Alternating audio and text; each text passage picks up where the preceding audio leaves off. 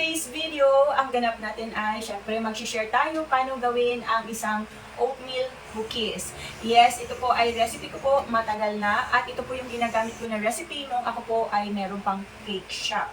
Yes, isa po ito sa bestseller. Yung isa ay na-share ko na po yung chewy, chunky cookies. So samahan nyo lang po ako guys hanggang sa dulo para magabay po kayo kung paano gawin ang isang oatmeal cookies. Of course, recipe ni Toms.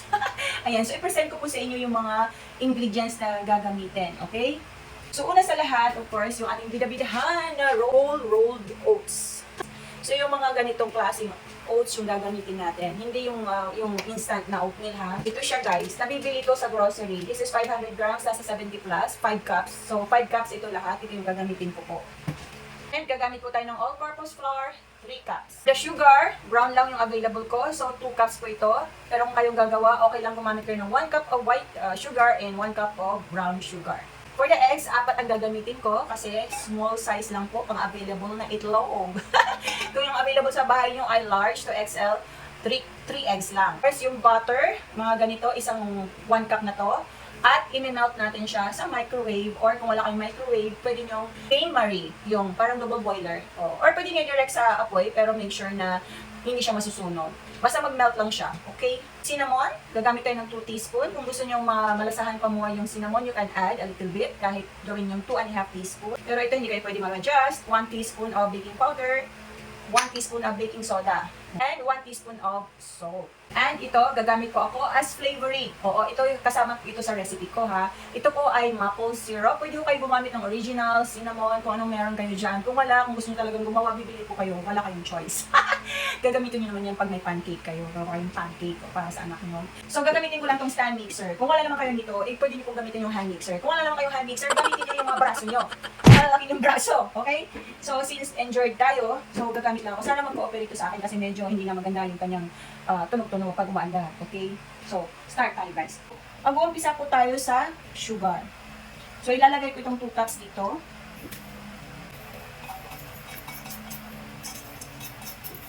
I-mix natin yung butter dito. Yung melted butter. Kailangan simutin.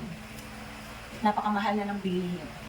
Ay, may tunog na siya. Oh my God. May tunog na siya guys. Yung narinig nyo, hindi na maganda.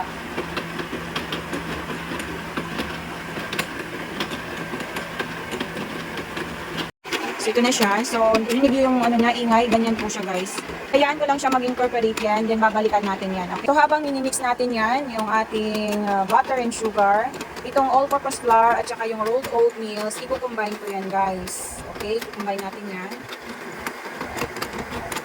And then, of course, i-mix natin. At tatabi muna natin. Isi-set aside. So yan, yung ating, hindi na siya umiikot ng maayos. My God. So, hindi na siya umiikot ng maayos. So, wag na natin ipilit ang ayaw. Mix ko lang. Ayan. So, kulang pa talaga to. Need pa talaga to na i-mix ng konti pa.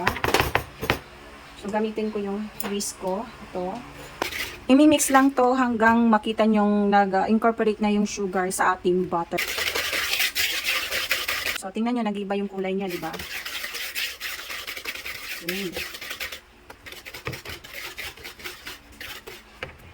Ito po yung mga baking soda, baking powder, cinnamon powder, at saka yung salt. So, pinaghalo-halo ko na yan. So, ilagay ko na yung egg, 1 at a time. So, 4 eggs. Oh, yeah, mani. Halo-halo muna. Pag nakita mong nag-combine na yung egg, yung isang egg, saka ka magdagdag ng another egg. Okay, dalawa. Mix ulit.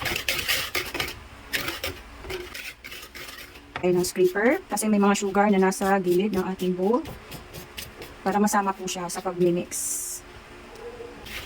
Mix ulit. 3 eggs.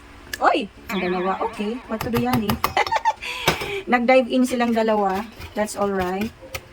No big deal.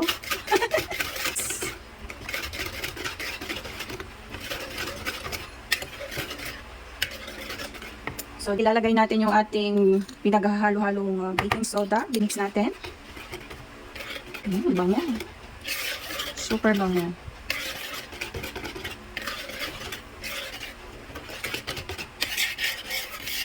Kalimutan ko palang banggitin yung vanilla, 2 teaspoon. Ayan. Sama yung maple syrup na 1/2 cup. Yan, isimutin. Kasi mahal ang maple syrup. So, yan. Hahaluin natin ulit. Hanggang sa mag-incorporate lang lahat at mag-well combined yung ating mixture. From time to time, palagi siyang i-scrape sa gilid. Kasi may tumatalsik sa gilid na mga sugar na hindi na mimix ng maigi. So, ayan. So, sa tingin ko, na well combined na siya. Check ko lang kung meron pang mga gritty-gritty something. Oh, wala na. So, i-add ko na po yung mix na flour at saka oatmeal. So, unti-unti ko siyang ibubuhos dito, guys. Mixer, hindi pa naman siya mabigat. So, I mean yung whisk, hand whisk. Mamaya magpapalit ako ng wooden kasi bibigat na yung ating mixture. Ganun lang yung pag-mix, ganyan-ganyan lang. Huwag magpa-stress. Halo-halo lang ganyan. Alalay lang siya, kumbaga. Yeah. Before that, scrape ko muna lahat.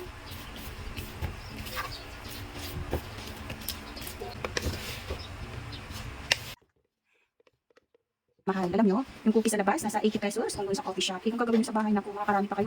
Yan, medyo matigas-tigas na. So, yan. Nagpalit na ako, naglagay na ako ng gloves kasi kakamayin ko na siya. Hindi na kaya ng aking kamay yung paghalo gamit ang wooden. Nagpalit pa ako, ano. Before that pala, guys, maglalagay ako ng ito, raisins at saka yung chocolate chips. 1 cup na raisins at 1 cup na chocolate chips. Ayan. Lagay ko na para dire-diretso. I-chill ko muna to bago ko i-bake kasi para mag-set yung flavor talaga niya, no? Kasi mas lumalasa yung cookies natin pag na-chill talaga siya bago i-bake. Okay, so this is enough. So, depende na sa inyo guys kung ilan yung timbang-timbang na gagawin nyo, ha? Ititimbang nyo or tansya-tansya na lang, ganyan. Tapos ilalagay nyo sa tray, bahala kayo kung malaki nyo. Pero kung business ang gagawin nyo, tansyahin nyo po siya. Ang sa akin dati 40 grams, tinitimbang ko talaga, bahala kayo kung anong timbangan ang gagamitin nyo para maging pantay po yung bawat isa. So yung dating sa cake shop pa, binibenta ko to 165, that was 2017 pa guys ha. 10 yung laman. So medyo mahal lang yung mga bilihin guys. So syempre normal, mahal na ang magiging price nito. Okay? Pero hindi po ito for business ha, para lang sa amin to. Kasi ito ay para sa amin lang. Not for business. Kada araw.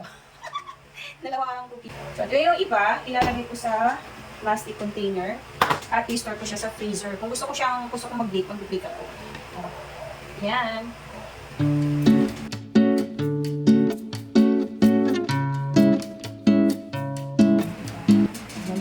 Tingnan nyo ng malapitan ang ating oatmeal.